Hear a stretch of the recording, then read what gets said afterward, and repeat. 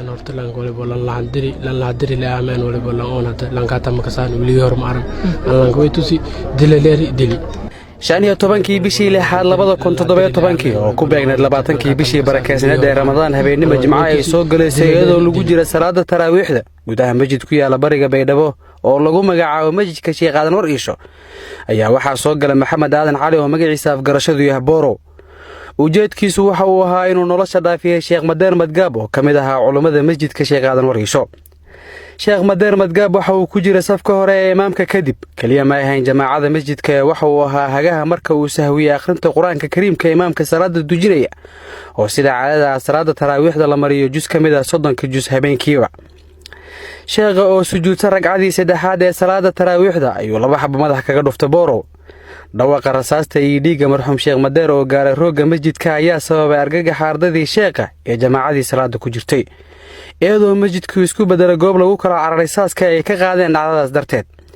Sheekh Madeer ayaa ahaa macallin dugsi Quraan wadaad akhriya kutubta diiniga iyo aaba kafaala qaada laba reer uu lahaa 7 caruur ah oo ay dhaleen iyo waalidkiis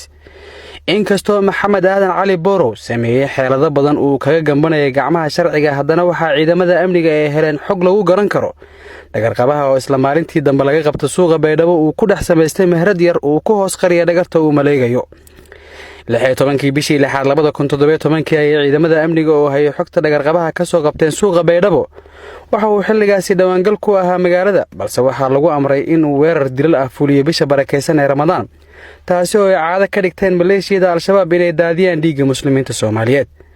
21 bishii lixaad ay maxkamadda darajada koowaad ku riday xukun dil ah bil gudaheeda ay rafcaan u qaateen maxkamadda sare waxayna dhageysiga dacwada kadib go'aanka ku raaceen maxkamadda darajada koowaad 5 bishii 7 2017 Booro ayaa Al-Shabaab ku biiray 2008 waxa uu ka dagaalamay gobolada Baay Bakool qayb kamid ah Bakool ayuu tababarkiisii ugu horeeyay ku qaatay waxa uu sidoo kale waqtigiisa dhakrida qayb kamid ah ku bixiyay gobolada Bari ee maamulka Puntland halkaas oo ka fulin jiray dil qorsheysan ugu dambeyntii maanta ayaa lagu fuliyay xukunkii dilka ah oo sida wadajirka marar kala duwan ugu xukumeen heerarka maxkamadda ciidamada sida uu sheegay warbaahinta Dhama Muumin Xuseen Cabdullaahi ku xigeenka xeerlaaliyaha ciidamada qalabka sida taariikhdu markay ahayd 22 bishii lixaad 2017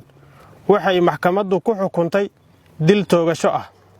isla maalintii xukunka ku dhacay ayuu xukunsanuhu racfaan ka qaatay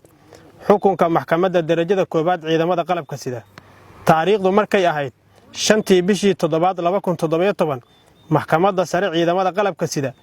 waxay mar kale u fadhiisatay dacwad ciqaabeedkii loo heestay gacan ku dhiigle shabaab Maxamed Aadan Cali Booro waxayna ku xukuntay dil toogasho ah kadib markii ay ku cadaatay in uu si bareer ah oo ula kac ah u dilay marxuum Sheekh Madeer Madgaab Caliyow maanta oo ay taariikhdu tahay 29 bisha 12aad 2018 waxa lagu fuliyay xukunsanaha xukunkii dilka ahaa wabillahi tawfiiq fagaaraha toogashada ka dhacday oo ahayd maaya fulka duuleedka Baydhabo ayaa waxa safaf u galay qaybaha kala duwan ee ciidamada qalabka sida waxa goobjoog ahaa gudoomiyaasha maxkamadda ciidamada xeer ilaalinta ciidamada wasiirka ka tirsan maamulka Koonfur Galbeed saraakiil ciidan maamulka dawladda hoose ee gobolka Baay iyo dadweyne kale